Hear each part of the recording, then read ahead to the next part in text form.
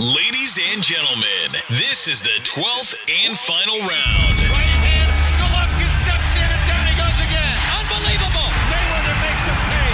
What a rookie mistake. A sensational left hook by De La Hoya. It's fact. I'm the best. You know what I mean? Sometimes I don't want to believe it myself, but it's the truth. I'm the best. I'm going to show you how great I am. From Southern California, this is the Last Round Podcast. Episode 122 of the Last Round Podcast. Thanks again for listening on Spotify, Apple Podcasts, Stitcher, Boxing Social. Geo, what's that? There's one in India that we got on. It's called like Geovan or something. Geovan or something. I mean, I'm pretty sure we're saying it wrong. But big up to our Indian market. Yeah, our Indian market. It's like that app is actually, according to our statistics, is actually pretty popular. So, oh, really? Yeah. I looked at it the other week, and we have a lot of listeners on that app in that area of the world. So we appreciate all of our listeners, not just on every app, but especially on that one in the country of India and in that part of the world. But once again, guys, we appreciate you guys listening. Jumping right into it from last Thursday, from Puerto Rico, Miguel Cotto's and Felix Trinidad's home country, Ring City, USA has lived up to their moniker. Anytime, anywhere, 50-50 fights. As Angel Fiero gets the dramatic upset knockout victory over Alberto Machado. Machado had actually knocked down Fiero twice before he got stopped. And Fiero, I don't know if you know this, Mike, I'm pretty sure you do, but Fiero was a late substitution. I think we all know that it was supposed to be Robert Garcia's Hector Tanajara in that bout. And Tanajara, I think they said he became ill or he got sick, or, you know, I forgot what the actual reason was, but Fiero comes in and as a late replacement and gets the dramatic win. What'd you think about that outcome and that fight? I mean, it looked like it was Machado was kind of getting back to work when he, dropped Fiero, twice. You could kind of see like, okay, he's getting himself back into the win column after those, couple of defeats to Andrew Cancio. And then he just all went downhill. He was kind of going back in straight lines. Fiero caught him, kind of backing up against the ropes. And then that was all that she wrote. A beautiful little combination. And down he went. But those Ring City shows, yeah, like you touched on, they really are like great 50-50 fights. If you look at the, I think the 2 or 3 fight cards that they've had, you get a lot of the B-sides actually, come out on top because, just they're so well match made. Yeah, the interesting part about Machado, I think everybody could agree, is that he's so interesting to watch, especially the last couple fights. If you include the Cancio fights in Indio, California. And then this one as well, is that in those fights, at least in the first Cancio fight and this one, he was winning. I think in the first Cancio fight, he knocked down Andrew Cancio. He had a knockdown, and it looked like, okay, he's probably on his way to a win. And then he got stopped from a body shot. And then this one, he knocks Fiero down twice. But the crazy thing about those knockdowns in this matchup last Thursday in Puerto Rico, Fiero got up right away from those knockdowns. Especially the second knockdown, it looked like a pretty hard shot, and he popped right back up. And I remember watching that and thinking, oh, he's getting up too fast. So like his legs are gonna. But he got up fast and he was fine. And the kid's only 22 years old, from Tijuana, Mexico. So I was surprised when I heard his age. I was thinking that he was older, maybe in his late 20s, but then they said that he was only 22, and then he ends up pulling out the upset win. I mean, it's at 22 years old. I think that just skyrocketed him in an easy sense of the word into, I guess, some type of stratosphere in the boxing world. This was contested at what was it, 135? Yeah, I think Machado moved up after those defeats. Right. So I believe this is at 135. I mean, if Fiero can capitalize on this momentum, and move forward and get some bigger fights and actually win and pull out more wins. I mean, what kind of a story would that be for the sport of boxing? But the only thing I think about when I see situations like this, do you remember? I think we were both there in Anaheim, California, at the Honda Center here in Southern California, when it was, I believe it was Robert the Ghost Guerrero. It was a Showtime card, and he faced he was an Argentinian guy. He was a taxi driver. He was a cab driver, and he won. He won the fight. He stopped him. I've always remembered that fight because they brought I think Samson Boxing was his promoter or his manager at the time, and I remember he brought the fighter and his name's just slipping my mind right now. I'm sure it'll come to me later, but he brought him to the media, to us, to we can ask some questions after, and then you can tell he was excited, and Samson was saying, you can see a big smile on his face saying, oh yeah, he's definitely going to be back. He's got all his momentum. I mean, I hope it doesn't happen to this kid, because I mean, it happens in boxing. You get a big win, a significant win over a decent name or a bigger name than yours, obviously, and you start getting attention. I think at 22 years old, though, he has more than enough time ahead of him to capitalize on this momentum. And Machado, I mean, I don't want to necessarily go the route to say Machado is done, because he, like I mentioned, he did get 2 knockdowns early in the fight and was winning the fight. It did look like he was on his way to a victory, and then he just gets stopped. I think that's what makes him so polarizing, especially the last couple of fights, is that he ends up almost winning and then he ends up losing in a dramatic fashion. I mean, I think that's the definition of boxing and why people watch fights. What do you think? I think he's done. I just think that kind of when you see his face and stuff like that, I just don't know how much he wants it anymore. He was squeezing himself down to make 130 for all those years. He's moved up now. I don't know. I think the blueprint as well. I think Cantio kind of set the blueprint for people going forward. Just work to the body, because he's got such a big frame. But he was boiling himself down. So maybe even 135 is too much for him.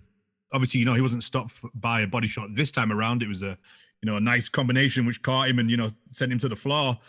But I just don't know. Just looking at him, I just don't know how much he's got left.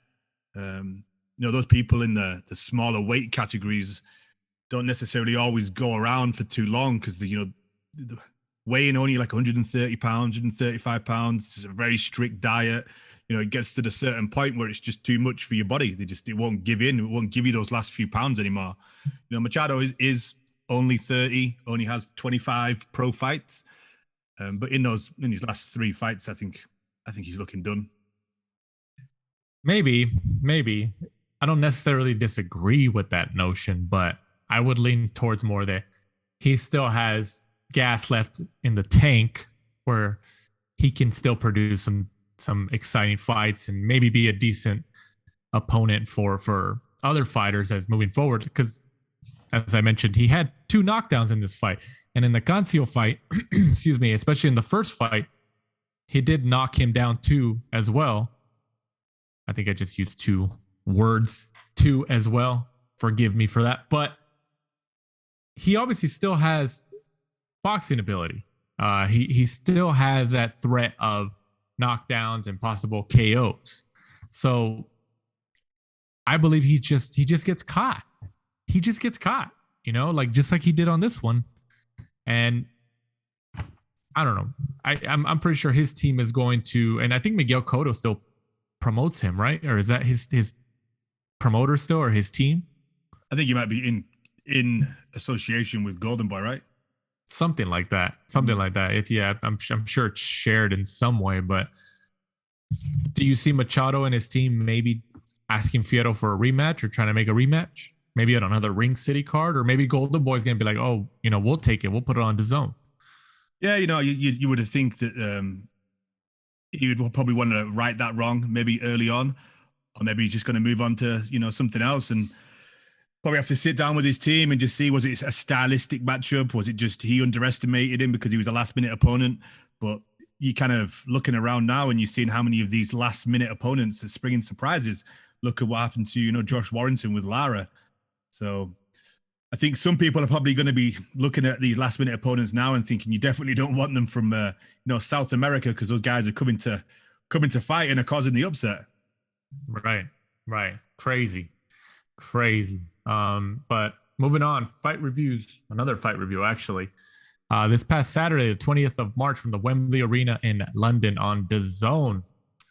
McDonald's supported, just like we just talked about before we started recording, like McDonald's number one fan, or actually not number one fan, but McDonald's is probably going to be a future sponsor, especially if he keeps winning. Lawrence Okolie, 16-0, gets the 6th round knockout over Krzysztof Glowacki.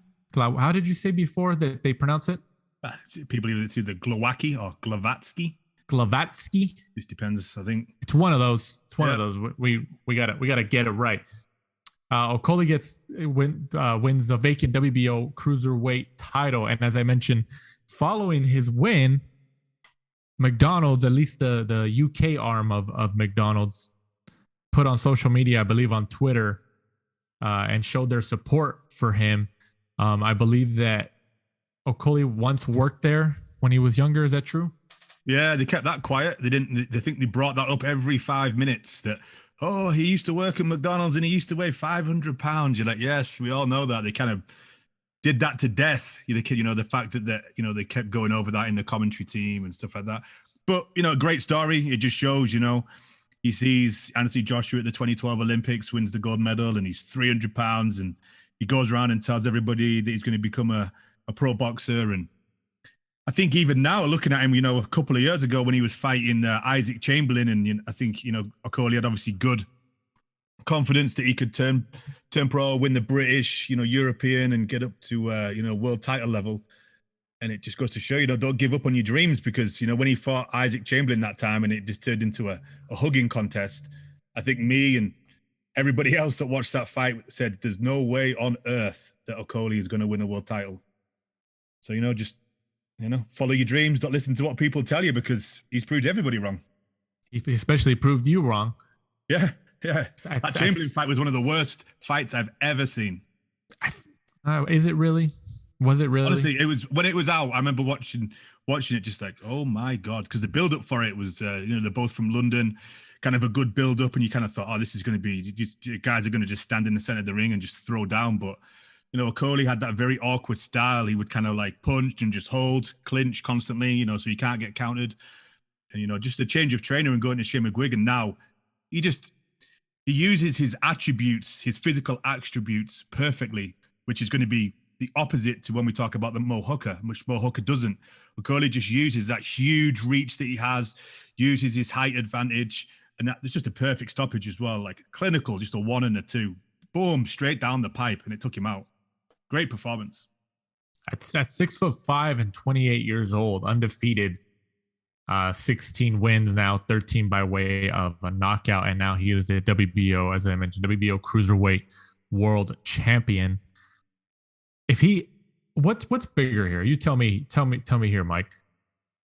The WBO cruiserweight title that he has, or if he gets a sponsorship from McDonald's.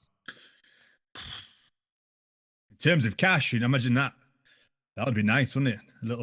Nice little payday getting sponsored by someone at McDonald's. I'm sure that would pay well. I think we all know this. Hardcore boxing fans know this. But once you bring attention to the table, look, it's like case in point. Your favorite fighter in the world right now, Ryan Garcia, being sponsored by Gatorade. I believe. I don't even know if they officially announced that. I think they reported it, but maybe they officially announced it. I'm not sure. But he's sponsored by Gatorade, and then he has like social media fame and all these other sponsorships and different angles of attention. If Lawrence Okolie can get McDonald's to be involved in every time he fights in terms of a sponsorship on the ring, on his tights, or they sponsor the telecast, like each commercial or something like that, that's gonna, like, every promoter is going to want him on their cards because of that. I guarantee you. So, I mean, if anybody from his team at this moment is listening to our podcast, this week's episode, please follow up on that lead. Please follow up on that lead and reach out to McDonald's public affairs team, international public affairs team, whatever you have to do, and try to secure that guy a sponsorship or have them join the team or sponsor some future fights that he has when he defends his title. I mean, the guy's a world champion now. And imagine the story that McDonald's can utilize here in terms of this guy used to work for them and he was very overweight at one point in his career or in his life for that matter. And he gets into a professional sport, turns pro, gets in shape, and becomes a world champion. 16 fights. In 16 fights. Remember that Subway guy lost all the weight that was a pedophile? Right. And then he went to prison. Yeah. But just imagine that. And especially if he keeps winning, and maybe he can eventually move up to heavyweight and fight the bigger names. Just imagine that. And McDonald's is right there along for the ride. And, them and DAZN or whoever's a part of it can follow him in like a documentary style, just imagine that. Just imagine those possibilities. He's already managed by AJ. Oh, he is. That's right. Yep. Anthony Joshua is, you know what? Even better. Why not be managed by one of the biggest stars in boxing, arguably the top 3 biggest stars in boxing in Anthony Joshua. Definitely the biggest star in boxing in the UK, I would say. Maybe Tyson Fury and, but you don't think that Anthony Joshua is going to utilize his reach in the world and be like, hey, let's see what we can do here. Somebody reach out to McDonald's, tell them I'll do some free advertising for them or something, I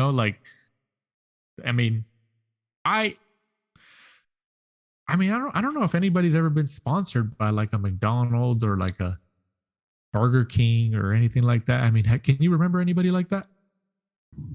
Just the other guy, the Subway guy that fought Caleb Plant, Mike.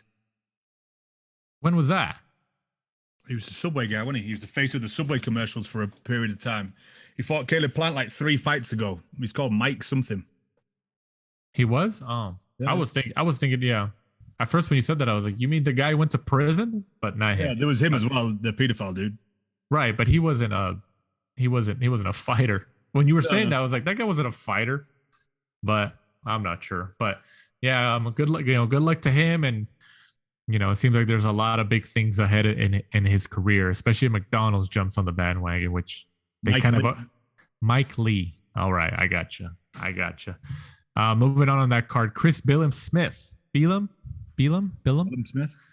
Smith gets the unanimous decision win over 10 rounds over Vasil Ducar for the vacant WBA Continental Cruiserweight title. Another cruiserweight matchup. What did you think about Smith's win?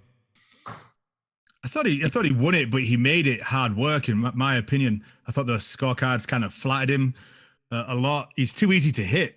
I think the fact that he's got a good chin makes him kind of, he has too much confidence in it. He knows that he can get hit. When he fought Richard Riakpar, he took a few heavy shots from Riakpar, who's kind of known to be heavy-handed. And then obviously Vasil Ducar was catching him a lot. Billum Smith, kind of started off good. I thought he was actually going to make an easy night of it. And then I don't know whether he kind of punched himself out and had to kind of take a few rounds off to gather some energy. And then obviously ended up just getting the points decision. He got the rounds in, but I think if he's going to go up to, fight the better people in the higher parts of this division, he needs a little bit more head movement. But maybe he just, tasted the power of Ducar and thought, I can take this guy and try to make it just a fight in the trenches, as they say. But it wasn't a great performance from Billum Smith. Billum Smith is 30 years old right now. Is he? I thought he was younger than that. Is he? I believe he's 30, unless I'm wrong. I believe he's 30, but he looks good for 30. But I mean, where do you think his ceiling is now? I mean, it's 12-0, 12-1. I'm sorry, 12-1.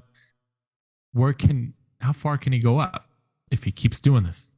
It depends on who leaves the division, I think. A lot of people in the cruiserweight division, once they've kind of got to those world title levels and they've got a bit of a name about them, they move up to the heavyweight, just to get those kind of paydays. You're getting heavyweight money in the heavyweight division. So, they're not necessarily going to win anything, but they know they're going to get a bigger payday than they will in the cruiserweights.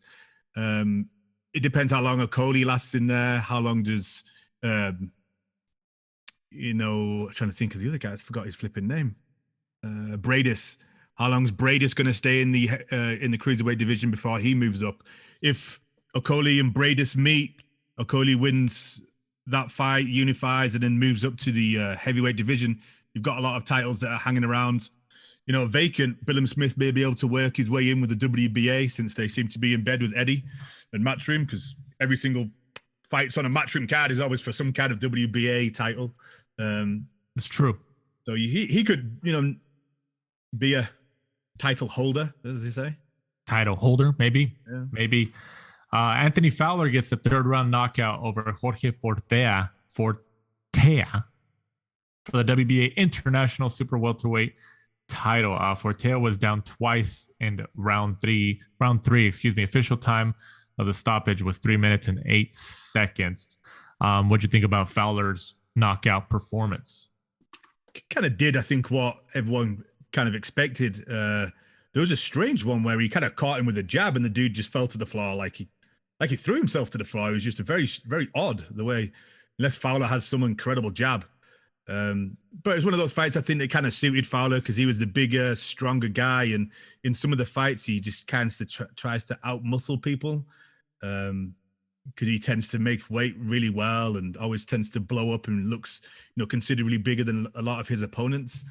I think, slowly but surely you're starting to see some changes with him being with Shane McGuigan. But I think the funny thing is you always talk about Fowler as a prospect. He's 30.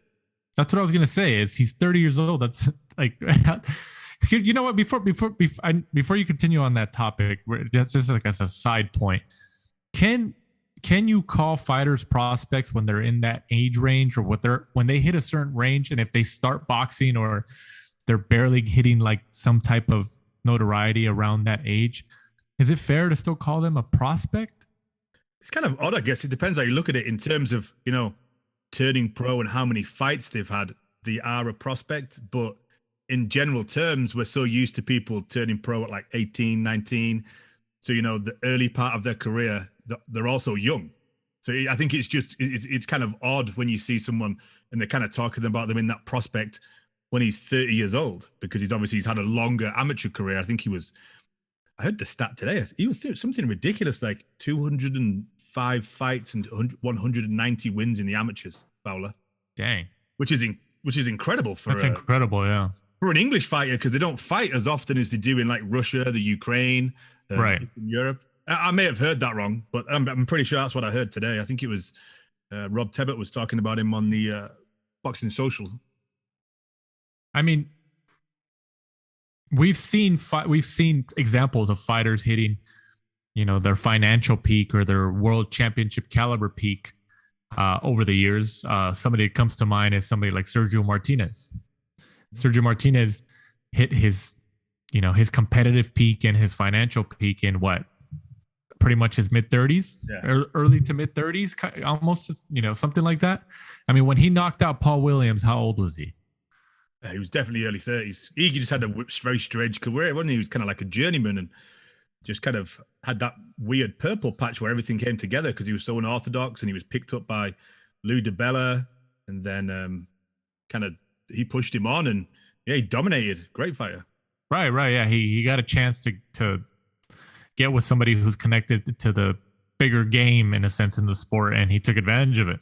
So, it could happen. It's not that it's out of the realm of possibility. Obviously, there's examples of it over the years in the sport of boxing, but it's not as common as people think. Like you said, when you think of a prospect, you think 18, 19, 20, 21, 22 years old, naturally, but you could still be a prospect essentially from a boxing experience standpoint at 30 years old, which Anthony Fowler is or isn't. What do you think? Maybe. I guess in terms of boxing, I don't know though, because maybe not, because if you think about it, a lot of the guys who've had as many amateur fights as he's had, they were fighting for world titles in 6, 7, 8 fights. Right. But he was losing to Scott Fitzgerald. Yeah, I get it. But that is an interesting topic. I feel like we should get somebody on in the future and discuss that in further detail. That seems like an interesting topic in terms of the whole prospect thing. Also, this past Saturday from the Dickies Arena in Fort Worth, Texas, it's a mouthful, on DAZN as well. DAZN was busy these last couple of days. Virgil Ortiz Jr. gets the biggest win of his career and the 17th knockout of his career in 17 fights as he stops Maurice Mighty Mo Hooker for the vacant WBO International Welterweight title. Ortiz did get tagged up. You can see it in his face. This is probably the most he's been hit in the 17 fights. Maurice Hooker did get some shots in. He did some pretty decent body work. Every time I see Mo Hooker fight, I forget how long his reach is. It's ridiculous. And I picked Mo Hooker last week. I did. I picked him. I think I just went out on a limb, even though I didn't disagree with people picking Ortiz. But Hooker did give him a fight. He did tag him up, and it did look like he broke his right hand off of a punch. It was like in an exchange. It looks like Hooker landed on the top of, if I remember correctly, on the top of Ortiz's like forehead or something like that. And it broke his hand or fractured Maurice Hooker's hand, and he went down to one knee, and you can tell he put his hand like under himself and pretty much indicating that something was wrong to his hand. What do you think about this fight, Mike? I mean, I had a feeling, I picked it last week. I thought Virgil would win by KO. He's just a beast. I remember seeing him a couple of years ago when he was training with Joe Diaz before he moved over to Robert Garcia. He was in there and he was kind of schooling, Marcelino Lopez, Lucas Matisse, people like that. And you could just see that he was one of those young guys that didn't mind jumping in there with more experienced, bigger fighters to learn. And you can see that now. He's never scared. He's kind of shows you like different things. He's very intelligent. He works to the body, like whether Mo Hooker, hurt his hand or not, Ortiz was going to take him out. He was just literally putting money in the bank all night, just going to the body. And like I said earlier, where a Coley has realized and uses his physical attributes, Maurice Hooker doesn't. Some rounds he'll use that 80-inch reach. He could just stand there like a Stretch Armstrong and just jab, jab, jab, jab. But he doesn't. He's kind of like Khan. As soon as he gets into a fight, he's like, all right, let's do it. And you can't do that with Virgil Ortiz. That's not, Hooker's strength. But, he just has that warrior spirit. He's got that fighter spirit. As soon as he gets tagged, he just wants to stand and bang and instead of sticking to the game plan, because there's not many fighters in that division, if any, who've got an 80-inch reach. He could have just made the fight boring, stood on the outside, just tried to keep Virgil at bay, using the jab, don't let him come inside. But, he couldn't keep him off. And then Virgil just grounds people down. And, every time he steps up against these opponents, like Mauricio Herrera, now Hooker, he just shows how good he is. And, I think we were saying it years ago when we were in the studio. We kept saying how Golden Boy should have put the money on Virgil Ortiz instead of putting all the money on Ryan Garcia, because 5-10 years from now, Virgil Ortiz will definitely have the better resume and the better legacy as a fighter. Who becomes world champion first, Ryan Garcia or Virgil Ortiz? I think Virgil Ortiz might, and he's in a harder division. I just thought what I said then. I just thought, go back. 130. Rewind it. 47. It's a hard one. They're both hard divisions, aren't they? That's a hard one. Yeah. That's a hard one. The problem is for Virgil is that all the belts are on the other side of the street, right? Well, technically, yeah, but PBC in Top Rank. Right. But And Ryan, they're all tied up with Teofimo Lopez, right? in a sense, and Devin Haney's on the zone. Maddie Hearn. Maybe Ryan, because Teo will probably fight. He'll move up to 140. All of those belts will become vacant. He's already placed very well with the W, probably all of them by now, actually. And yeah, he'll fight for the vacant title at some point. Yeah, against someone who's ranked in the top 15 or right. But kind of transitioning back to Ortiz and Hooker. You mentioned now of Hooker, utilizing he needs to utilize his reach more and his length. Is that how you beat somebody like Ortiz? Is maybe keeping him at bay with a jab so he can't get inside, even though he's always found a way to get inside and do what he needs to do. But if you have a really good jab and you kind of keep him at bay with it, where he can't really kind of get inside, and you keep him at bay with a jab and set it up with like the right hook or, the body shots like that. Is that how maybe you can neutralize Ortiz? I would say so. I think Hooker, he really does have the very similar attributes to a Coley. He's very slim, very tall, has a huge reach. He should just look at somebody like a Coley and, be a 147 Coley, because just keep people on the outside, very boring, 1-2s from the outside, because people have got to get past it. And if Hooker has any power, people will, start to think twice about coming inside once they get in, picked off from the outside with a good 1 and a good 2. But Hooker just gets drawn into things. I think sometimes he just kind of has laxes of concentration, and they cost him. Right. But I appreciate that in fighters. He knows when he has to bang it out with the fighter, and he just goes after it. He goes after it. What he did it with Jose Ramirez, and now he did it with Virgil Ortiz. I mean, he came up on the losing end of both fights, but isn't that the definition of a fighter in a sense? Like, especially how fans want to see fights. Like, yeah, I want to see these guys go at it. And, you can be defensive minded, maybe like a Mayweather, and still pull it out and stuff like that. But if you're that type of guy, like, yeah, you know what? I'm going to go after it. Boom. But, bang it out with him. That's exciting from a visual aspect as you're watching it on TV. That's exciting for the viewer. He needs to go into camp, have a word with Terence Crawford, and be like, "Hey, buddy, I went over to England, fought Terry Flanagan. That's true. I fought Jose Ramirez for the undisputed.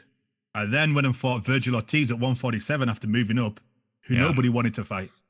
Right. And you won't go and fight Errol Spence for maybe a little bit less money than he wants for his legacy." Right. That's true. I mean, that's true.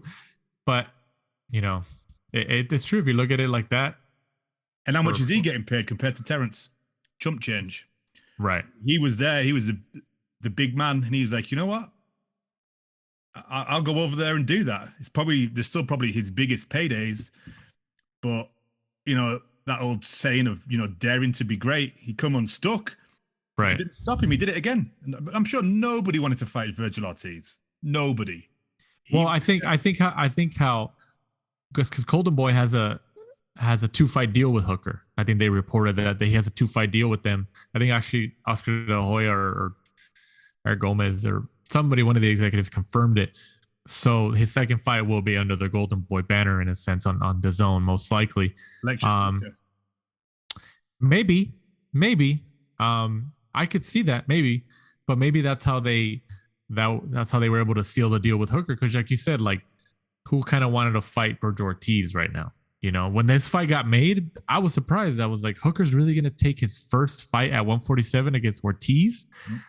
I mean, there's other fighters out there, maybe like a Jesse Vargas or something like that, that Hooker could have, that could have been a decent matchup, his first matchup at 147 or something like that, but on Ortiz.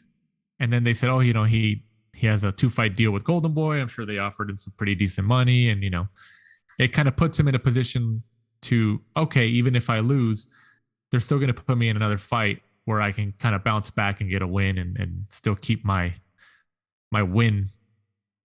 resume up in a sense, if you want to look at it like that. But who knows? I mean, they might put him against Alexis Rocha. They're both coming off losses now. Alexis Rocha also suffered his first loss of his career. In his last fight, So maybe they'll put them both together, but That's you know, but I mean, do you really realistically see that, or do you see more Hooker kind of fighting maybe like a bigger name? I think it was mentioned. I think it was Eric Gomez or someone like that. Mentioned it in an interview afterwards. I think that was the first name that came off his lips when he kind of mentioned going up against another 147, and Alexis Rocha was mentioned. And it makes sense. Like you said, both coming off losses. The Hooker a fight. They're probably looking for opponents for Rocha. Good fight. Very good fight. Yeah, we'll see. Big fan of both. I like both of them. Yeah. We'll see. I mean, it's unfortunate that Mo Hooker broke his hand, but you know, I agree that even if that never happened, I think Ortiz just would have stopped him. So, you know, it was nearing the end regardless. So, but Mo Hooker also in his post-fight interview kind of got upset at the crowd and gave him the middle finger and pretty much saying that he was a warrior. I mean, they were getting booed. I mean, it happens. It's boxing events. It's like WWE. It's like sporting events. People are going to root and cheer and boo the favorites and, you know, the heels, if you want to use a wrestling term. So, you know, and they're both from the Dallas area, but you know, it is what it is. He'll be back. But Ortiz, man, now they're talking about, like, you know, they were trying to make they want to make a fight with Terrence Crawford, the WBO welterweight champion at 147 pounds. I thought one thing that I really respected about Ortiz, and when I think Chris Mannix was talking to him in the post-fight in the ring, he asked him about fighting Terrence Crawford, who Terrence Crawford was in attendance at that fight, because obviously he's in Mo Hooker's camp. And Ortiz responded, "I don't care if I'm ready or not. I want that fight." I mean, that shows you all you need to know about the guy. You know, pretty much saying, man, even if I'm not ready, I still want that fight. Give me a chance to see what's up.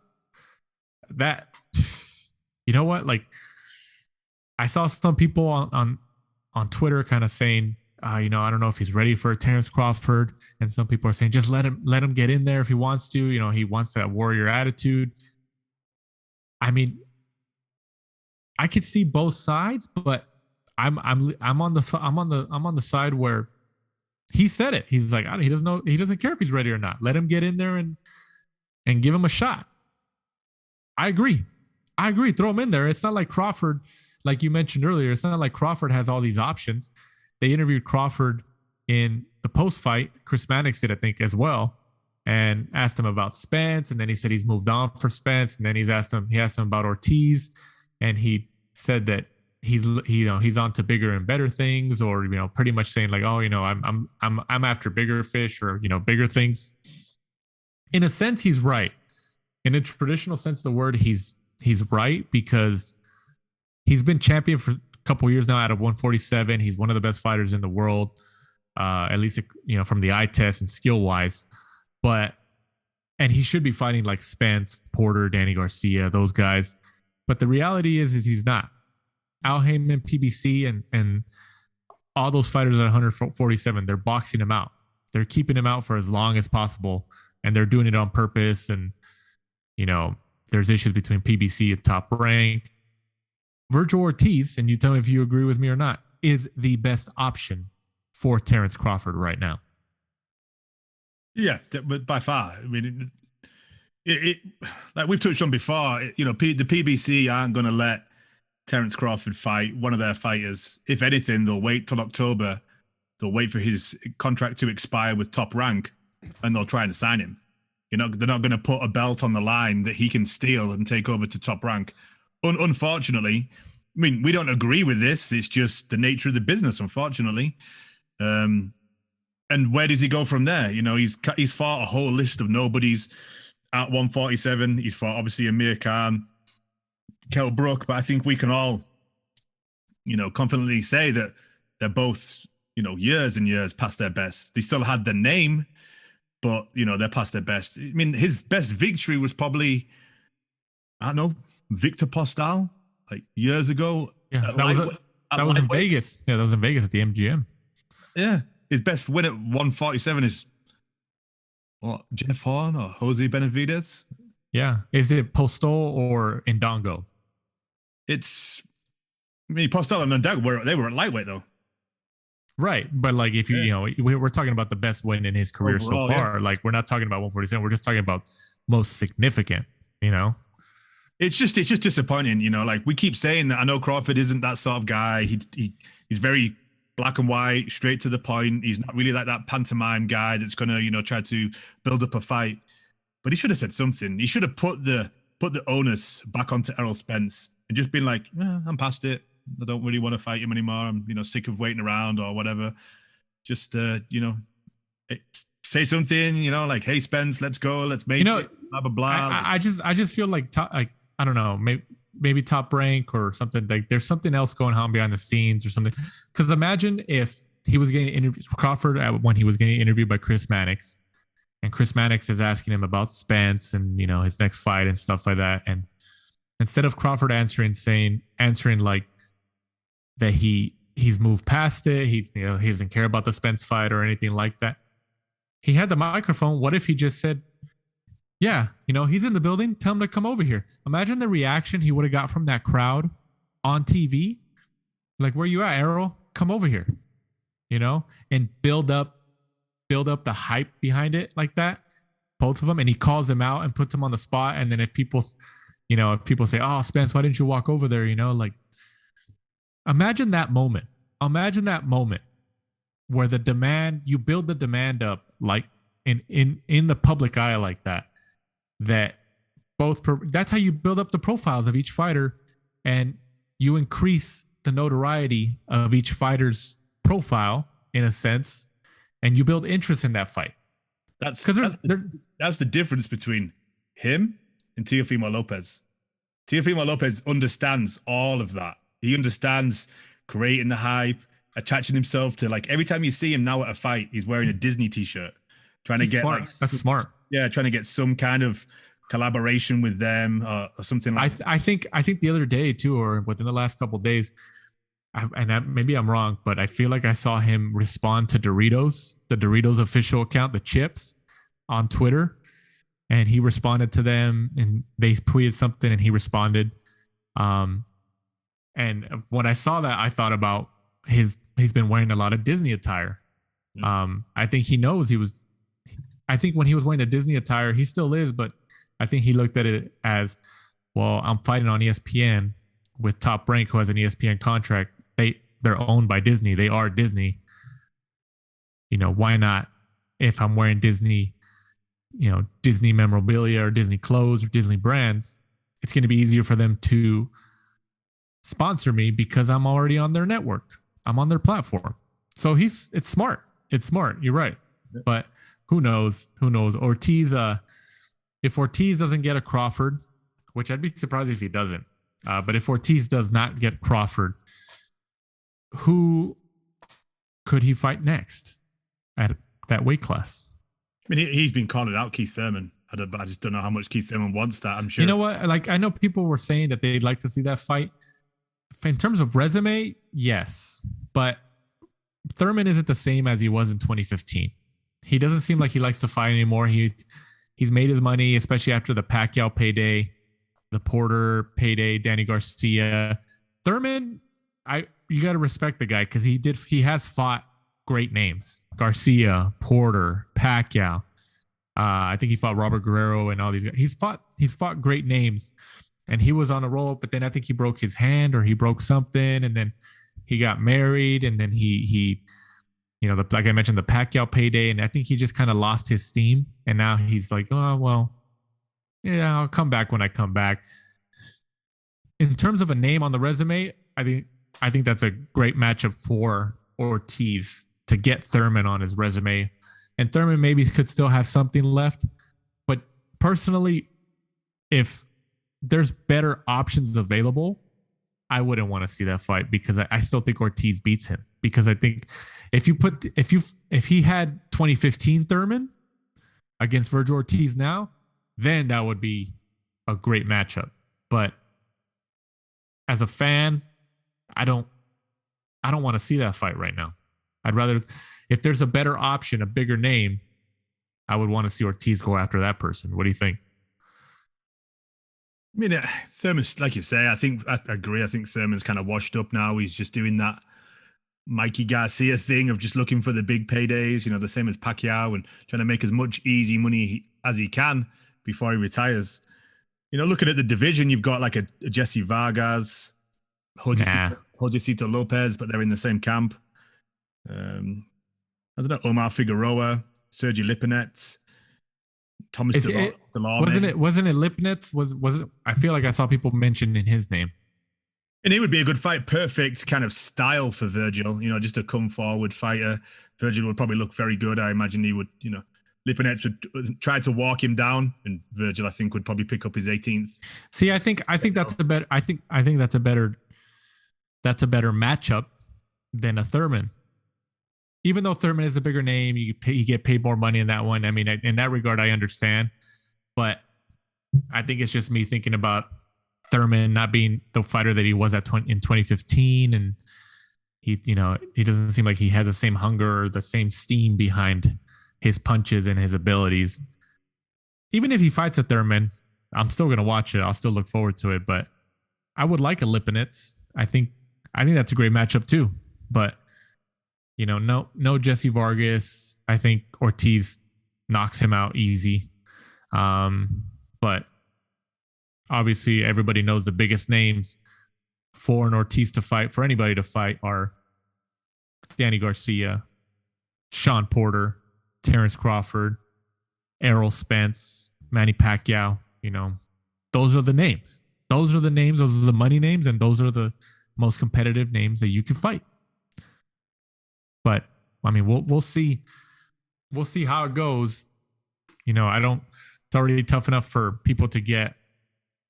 It's already tough enough for other fighters at 147 who aren't under the Al Heyman banner to get those fights. So we'll see how Ortiz does in the future. None of those people you've mentioned have got a scheduled fight, and we're in March. That's true. But I think Pacquiao out of that group fights first. Yeah, Mikey Garcia in Dubai or Saudi Arabia or wherever. I can see that. If I was Ortiz, I would be at that fight too. If he could. I mean, he's in the division, but he'll never fight Mikey Garcia. They're in the same camp, but who knows? But, definitely looking forward to who he fights next. And then Mo Hooker, he might go against Rocha. That's a pretty interesting matchup. So we'll see. We'll see how the two goes. But I think both of them in their careers, they're still at good spots. Ortiz obviously at a better spot going forward, but Hooker still has a lot left, and he's in a good spot to move forward and still get some decent matchups and some decent paydays moving forward. Also on the card, Seniesa Estrada gets the first world title of her career as she gets the 10-round unanimous decision win over Annabelle Ortiz for the WBA minimum weight world championship. Seniesa is a product over here of East Los Angeles here in Southern California. We've seen her fight in the local events here in Southern California, from Indio to Los Angeles and LA Fight Club in downtown LA over the years. And now in her 20th pro fight, she's a world champ, and she's been on the show before. So friend of the show. She was in actually our studio when we were in our studio before COVID and the pandemic. What'd you think about Estrada's first world title win? Good performance. One of my favorite female fighters. You can see that she's kind of modeled herself from Roy Jones Jr., real flashy. She's, just too strong, too fast, too athletic for most of the girls in her division. And I thought we were going to see a knockout. She dropped Annabelle Ortiz early, and I was like, yes, we're going to get like a knockout in a women's fight, in a women's world title fight. And Seniesa Estrada has a very good style for, the fans at home to watch. So it would have I believe, been a great, opening fight, just before the main event for women's people who are tuning in to see women's boxing. Flashy, goes in there, she looks good, she drops her and knocks her out. I was thinking, good, it's going to take women's boxing onto that next level. But I don't know, maybe just because they had the 2-minute rounds before, you kind of get warmed up, you're feeling each other out. She couldn't get that extra minute to, jump on her and get her out of there. But it was still a good performance. She won pretty much every single round against Annabelle Ortiz, she'd been the champion for something like 7 years. It was a long time. So onwards to the next one. I think I think they're talking about her fighting Katia Gutierrez for the WBC. So it'd be kind of good to see Estrada kind of take all the belts in and around that division. And she may have to move up, but she's kind of actually been moving down in her career. And I think the power looks better at 105 than it did at I think 108 and 110. So I think it's probably a natural division to stay in. Maybe try to unify and wipe out the whole division, and then if she has to move up. But I think she looks a lot better at 105.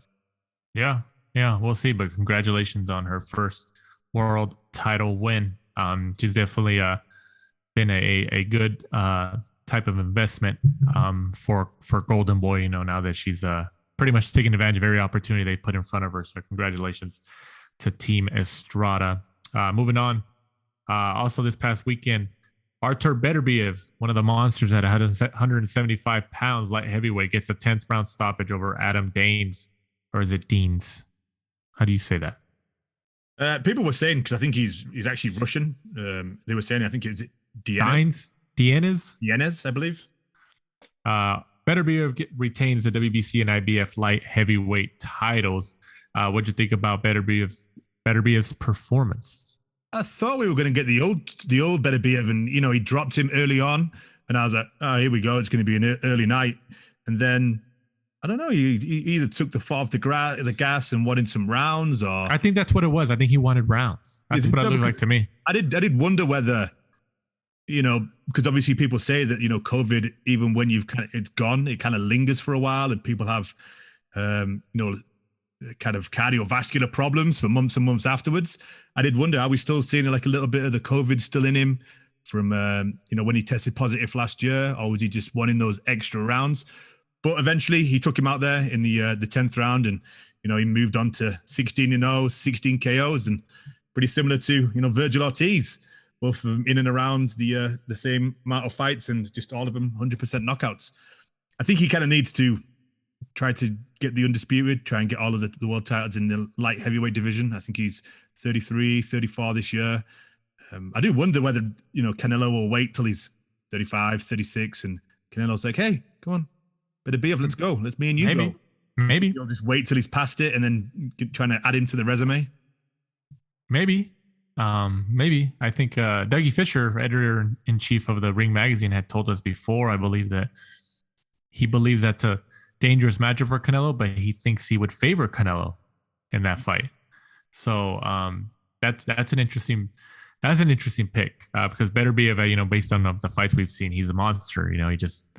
He's definitely the monster of that division. But I think another champion at that weight class, I believe he has a WBO or is it WBA? Dmitry Bivol. I think they just reported that he's going to be on a zone card in May against Craig Richards from the UK. Right. So, I mean, if you look at the timing, Beterbiev just fought pretty much the end of March. Bivol is going to fight in the next month and a half, in a sense. So, I think that they should still be close enough in fight dates like this where they can both fight towards the end of the year. Maybe like a September, October. I believe they're doing Joe Smith Jr. against Maxim Vlasov for the vacant WBO. And then the winner of that, hopefully Joe Smith, will fight Artur Beterbiev because that's all top rank. So you'll have the WBC, IBF, and WBO between Beterbiev and Joe Smith, hopefully later in the year. I could see that, but I think Bivol is a better matchup in terms of competitiveness for Beterbiev than Joe Smith is. Well, the thing is about Beterbiev is, even though he always wins by knockout, he does get caught and get dropped. He does make the odd mistake here and there. Like obviously when he fought Callum Johnson actually managed to catch him and drop him. He always finds a ways to win though. You got to give him that. Right. That's also the polarizing quality from a fighter as well in terms of fan favoritism. But we'll see. I'd still like to see Bivol and Beterbiev in a unification matchup later this year. But if they don't fight each other later this year, especially if Bibbles comes out victorious in his next fight, I believe in May, we won't see that fight until next year, assuming they both keep winning and still have their titles. So, but I'd rather see it later this year. I mean, unification matchup at 175 pounds. Give it to me, man. Give it to me. Moving on, fight previews this upcoming set. Actually, no, we'll start with this upcoming Thursday, March 25th from San Juan, Puerto Rico. Once again, Ring City, USA on NBC Sports and Twitch. Amanda Serrano, 39-1-1 with 29 KOs, goes up against Daniela Bermudez, 29-3-3 with 10 KOs. What do you think about this matchup? Don't care till she fights Katie Taylor. She keeps making excuses and says, Eddie didn't want to do this, do that, when she had the contract and she turned it down to go on some reality TV show and then complained about it, and she's fighting all these people we've never heard of. Is that when because Lou DiBella is her promoter, is that when Eddie Hearn, I believe, was responding, or someone was responding, maybe it was Katie Taylor, was responding to her on Twitter and called out Lou DiBella in terms of like the negotiation, and then Amanda Serrano tagged Lou DiBella and said, hey, how come you didn't, I wasn't aware of this, and then there was kind of like some beef right there, and Lou DiBella kind of chimed in and was kind of upset, and this is ridiculous, unprofessional, and something like that. And I thought that was a very interesting back and forth right there. But I think that we'll see her and Katie Taylor by the end of the year. There's no way we don't. If we don't, it's not like they have too many options, There's no way they can't. This isn't Terrence Crawford and Errol Spence and Sean Porter and Danny Garcia and Manny Pacquiao. The division's not deep. No, it's not at all. You do wonder how long is Katie Taylor going to go on. She's kind of cleaned out most of the division, and it looks like Serrano was making excuses not to fight her by the looks of it. Because what she done since then, nothing. She just fought a load of nobodies and padded her record out to what is she, like 39-1. So, but it would be a pretty intriguing matchup, her and Katie Taylor. So it would be a great fight. Serrano is heavy-handed. For the women's division, she was 39 wins, 29 KOs. So she does have power. Yeah, she does. That's very telling. To stop going around and talking all this trash, and then she's going off to fighting these absolute nobodies in the division. Just, she's not getting any younger. Neither is Katie Taylor. Just win this fight. Katie Taylor faces Tasha Jonas, and May the 1st, she beats Tasha Jonas, fight each other. And then, right. I don't know, if Katie Taylor wins, to be honest with you, that's a good victory to retire on. She's pretty much done everything she can. She can't really go up any more divisions and fight Clarissa Shields, and Clarissa Shields doesn't want to come down to fight her. So right, yeah, that's not going to happen. But we'll see. I agree. They need to fight each other, especially if they're both victorious in their following fights. This Saturday, the 27th of March, from how do I say that? Gibraltar. How do you say that? Yeah, Gibraltar. That's how I knew it was pronounced differently on Sky Box Office and DAZN. Oh, it's a paper. Oh, I forgot. It is a pay-per-view fight over there. Those poor guys in the UK. The rematch. But you guys still pay less overall than we do over here. What is it, like $15, $20 pounds? Like excuse 20, me. I think it's like $19.99. So yeah, 20 pounds. And so either way, it's still less over there than the United States. So it blew my mind when I first moved there and I saw Mayweather was fighting somebody, and it was, I think it was $100 for HD. Right, it's different. I took a picture. I took a photograph of the TV screen. Yeah, sent it to my friends on WhatsApp. I was like, "Have you seen how much a pay-per-view is in the US?" It's true. Yeah. That's what I'm saying. Like, hey man, if they give us a couple events a year at $20, 20 pounds, 25 pounds, I'm all for it. But Alexander Povetkin goes up against Dillian Whyte for the WBC interim heavyweight title. Obviously, people remember that Povetkin pulled out the upset knockout win last year in a fight that he was losing up until that point against Dillian Whyte. Dillian Whyte actually got knocked out from a right uppercut. It was sweet. Arguably the knockout of the year, one of the knockouts of the year. And Povetkin ends up winning that card. And then they were supposed to fight. They were originally scheduled to fight again, but then I think Povetkin said they had COVID, or he got COVID reportedly. And then people didn't know if it was going to be made. But now it has officially been made. Assuming nobody gets COVID or nobody has any issues before Saturday, Povetkin is still dangerous. He's still a dangerous fighter, but I believe Dillian Whyte's, just like the first fight, he's going to be winning every single round. He's going to be a lot more cautious, but I don't think this fight is going to live up to the hype of the first one and what people believe. Am I wrong? I kind of keep going back and forth on this because Whyte was winning convincingly. I keep thinking to myself, oh, he'll make sure he doesn't make any mistakes. He'll be kind of a bit more cautious, kind of like, AJ in the Ruiz, rematch. AJ was just very cautious, didn't overcommit, anything like that. But the problem is that some of this, the way that he got knocked out, which, is perfectly set up by Povetkin. And, Dillian Whyte has a few, minor technical, deficiencies about like leading over his front foot, stuff like that. And, he's only having a few months to go away. Is he going to be able to iron those out? Because maybe that was something Povetkin saw, and obviously he was going to the body constantly, which made obviously Dillian Whyte drop his hands thinking that Povetkin was going to go to the body, and then he just changed it into an uppercut and, caught him, and that was all that she wrote. That was a sweet shot though. Yeah, great shot. It's obviously something that looked like Povetkin had kind of been setting up all night, and then, it paid off, obviously paid off big time. But I saw something, I think it was today or yesterday on Twitter, that a lot of people were saying there's no VADA testing, so we could have are you surprised? Two juicy monsters in the ring, so we could see like a 20-year-old Povetkin just walking there. Are you surprised? Are you surprised, Mike?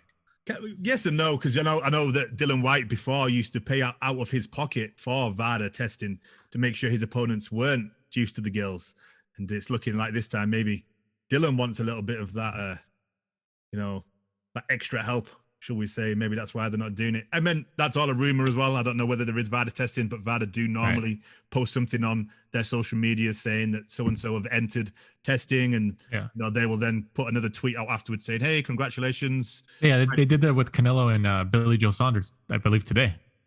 Oh, really? Yeah. So somebody was posting about that. So it's all a rumor.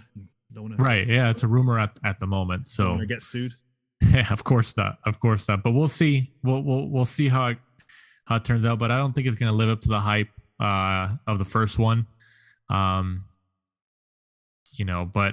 it's not like Povetkin doesn't have a shot. He obviously has the power. He pulled it off in the first one, and like you said, it seemed like he was setting up that shot the whole night, and he finally found an opening and he landed it. But I think Dillian Whyte's going to be very cautious, a lot more cautious this time. This could be a really boring fight. It could be. It could be a very boring fight. More boxing than fighting in a sense, than engaging, which I could see. And then people, dish out their money for the pay-per-view and they're upset at the end. Luckily, I don't live in the UK still. I would $19.99 for that. And I mean, luckily it's on DAZN over here. So, if you already have DAZN, I mean, you still have to pay for it in a sense, but if you already have DAZN, it just pops up. So we'll see. We'll see how it goes. But if Dillian Whyte has a lot to lose and a lot to gain here, whereas Povetkin is kind of like, obviously if he wins, Povetkin kind of lines himself up for a pretty big payday with a bigger name again. And Povetkin's been in the game at the heavyweight level for quite a few years now.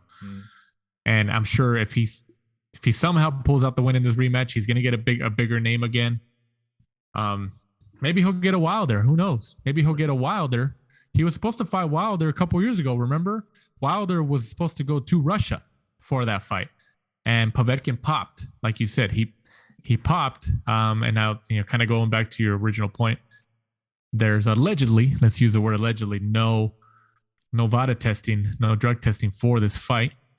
But You never know. Maybe Wilder might look at it. Wilder and Heyman and his team might look at it like, oh, he just won 2 fights in a row against a highly ranked guy in Dillian Whyte, who was trying to fight me years ago over the years. I mean, he should have fought him. He was the mandatory. But if I was Wilder, especially if Povetkin wins, even if Dillian Whyte wins, if I was Wilder, I'd try to make fights with them. Did it ever come out when Dillian Whyte tested positive against Oscar Rivas and the UK AD just had a little sit down the morning of the fight and let him fight, and then he was it Thomas Hauser? Thomas Hauser was the one who exposed it, and it never came out what he tested positive for. Oh yeah, they kept that a secret. Yeah. Eddie Hearn really dug that into the ground. Yeah. They kept that a secret. I don't know what they did, but they definitely kept that a secret. But who knows? Who knows? I don't think it's going to live up to the hype, but we'll see. We'll see this Saturday on DAZN. DAZN's just churning them out still, man. They don't stop. Also on that card, Ted Cheeseman, 16-2-1, goes up against Jesse Metcalf for the vacant British super welterweight title. What do you think about this matchup? At least he's not. How come he's not fighting Eggington again? I don't know. One half of the egg and the cheese, Ted Cheeseman. Right. It's a good fight, really, for Ted Cheeseman to see, how he's getting on. He had a great start to his career. He beat Byfield to win the British title, and then obviously he went away for the European title. Lost in that fight against Sergio Garcia, and that was back in February of 2019. Now, he had a few problems away from the ring, which he managed to sort out. Came back, had that kind of back and forth fight with Sam Eggington. So this should be a good test for him against James Metcalf, who comes in undefeated, carries some power. So it should be an entertaining fight, but I just don't know whether this should be that high up on what is essentially a pay-per-view card. Kind of feel the British fans are getting ripped off with this. Metcalf is the son of the former WBO champion. Is it Shane Neary? Shane Neary, right? So Neary are actually, these are UK fighters, right? Like they're bigger names in the UK. I'm assuming big in the UK, I'd say. More British level. Obviously, this is a British level fight. I don't know if many of these will be kind of known massively over here yet. WBU is that World Boxing? The old WBU title. That's what. Remember when Ricky Hatton was big? Ricky Hatton used to always fight for the WBU, World Boxing Union, I believe it is. World Boxing Union. That's what it is. Yeah, I was trying to figure out what the acronym stands for. I was like, what does the U stand for again? Yeah, I think it's World Boxing Union. Remember that back in the day? The There's a few WBU. guys. I think was it Shane Moley, Evander Holyfield used to hold it as well, and then it kind of just disappeared. Right. I mean, imagine one day just one of the big names like Canelo or something like I want to go after the WBU title. Imagine all the people, that organization who owns the WBU title. Holy shit, let's do it! Hell yeah! Like you never know, man. You never know. We'll see. Also on the card, Chris Congo, 12-0, goes up against Michael McKinson for the WBO Global. What the hell is this global welterweight title? What is that? How is it possible that there's always a new belt somewhere? Like I'm trying to remember if I've ever seen that global welter. Global? Isn't that the same as world champion? You'd say it was bigger, right? I don't know. One day we're gonna have an episode just dedicated to all the titles and diving into the history and where we're at now and kind of going there. But what do you think about this matchup, Congo versus McKinson? Good, it's like sneaky good little matchup, really. Chris Congo came of age, really. One of his biggest performances last year when he actually stopped Luther Clay. I think a lot of people thought Luther Clay was going to take that. Michael McKinson, he's a pretty solid guy. He's got some good wins on his resume. Doesn't carry an awful lot of power. I would, probably go with the A side. I think Chris Congo should win this, but no, good matchup for two undefeated fighters. Also on the card, Fabio Wardley, 10-0. The undefeated Fabio Wardley goes up against Eric Molina, 27-6. Eric Molina's been around for quite a while, and he's had some pretty decent names coming up on the losing end, but he's been in there with some pretty decent names. What do you think about this matchup? good matchup, I think, for Wardley to look good. Wardley obviously had that kind of great stoppage last time out against Richard Latte. Molina's been in there with Wilder, AJ, Filip Hrgović. So I think Wardley should probably take him out in 3-4 rounds. I think he'll just be too much, too big, too strong, too young. I think he'll just beat him down and either get the KO win or Molina may retire on his stool. Maybe, but in terms of resume for Wardley, I mean, Molina's not half bad, especially with the names he's been in there in the past with like a Wilder, Anthony Joshua. Like, hey, that's how it works in boxing. You kind of connect the dots, like, oh well, Wardley beat him in 2 rounds, and it took Anthony Joshua, 12 rounds or something. That's how they always utilize it. It's a marketing tactic, but it works. It works, especially for the casual fan. It does definitely work. I think also on this card, I think I didn't see it on the news and notes here, but Ricky Hatton's son, Campbell Hatton, is also making his pro debut on this card, isn't he? Yeah, I didn't put it on just because the Adam has fighted the infamous TBA. I think there is an opponent. I believe he's fighting I think it's a Mexican guy, but it wasn't listed on BoxRec yet. Yeah. Hopefully, what I look forward to now that we have another Hatton in the mix like this, give me back my chance. I want my chance back.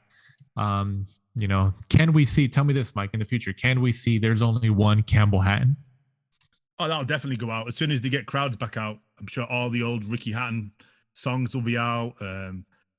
Maybe all those guys, all the Man City fans that used to go to watch Ricky, they may go to watch Campbell, just because I'm sure Ricky will be ringside. He'll probably be in the bars with them afterwards.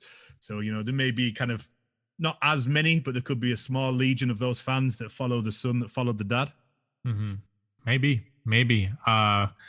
Rounding off the show here in the news and notes section, Mike Tyson and Evander Holyfield.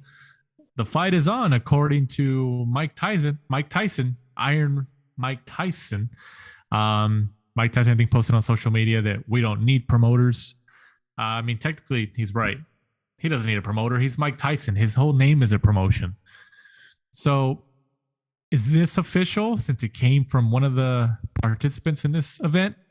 Or is this more like, are they trying to, because I had read somewhere, and maybe I'm wrong, but I read somewhere that like Tyson, this next event, he's been approached by other broadcast partners, and it's not a for sure thing that it's going to be on Triller.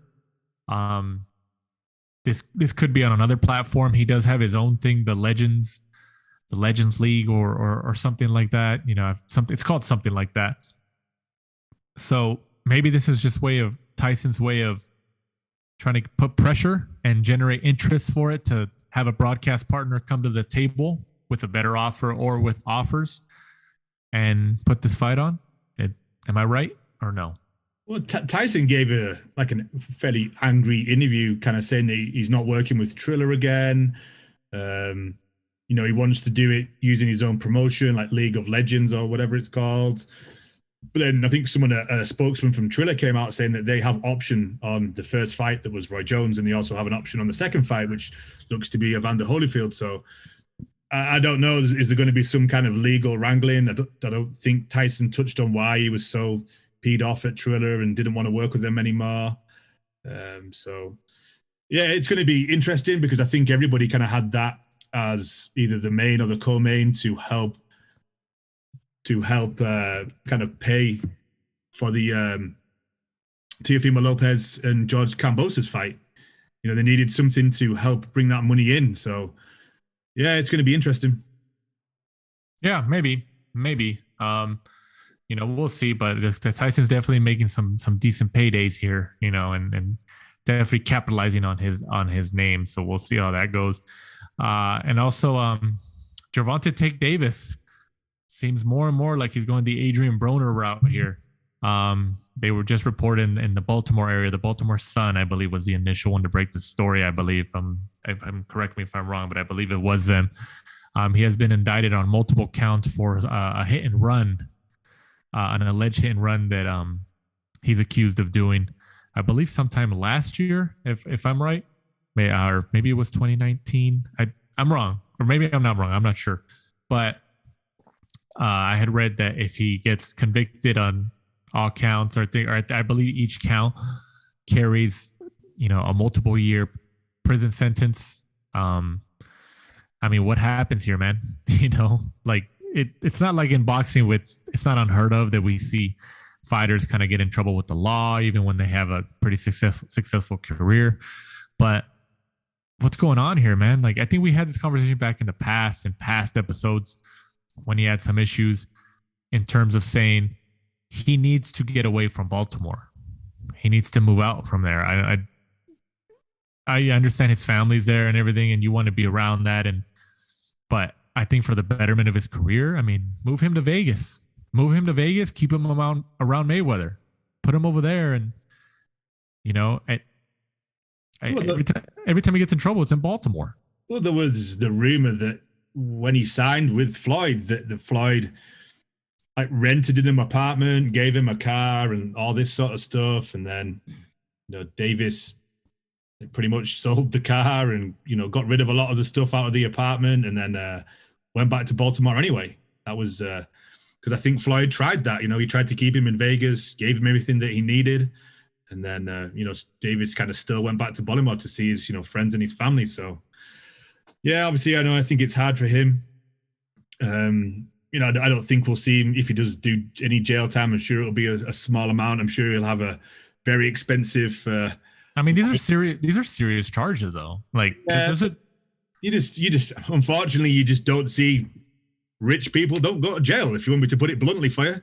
And right. I'm sure he'll have a very A-star, expensive legal team that'll fight his corner, find some kind of loopholes. Because I think in total he could have got like 7 years or something.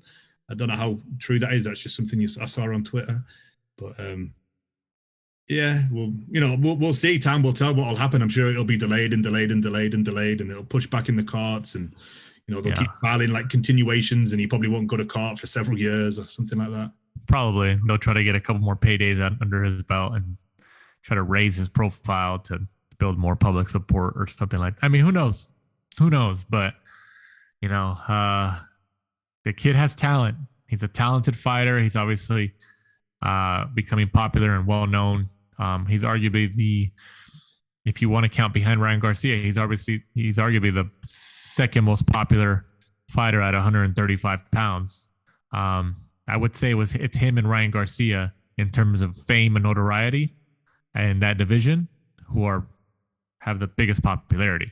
But if he keeps doing stuff like this, it's not like people don't know his name, because even this kind of publicity is still publicity.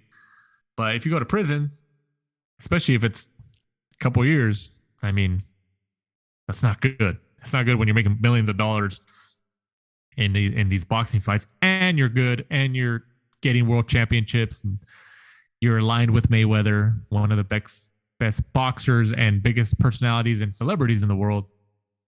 But it is what it is. It is what it is, and good luck to him, and we'll see how it turns out as time moves forward. Thank you very much for listening to this week's episode of the Last Round. Before we sign off here, go ahead, Mike, and let them know where they can find us and follow us.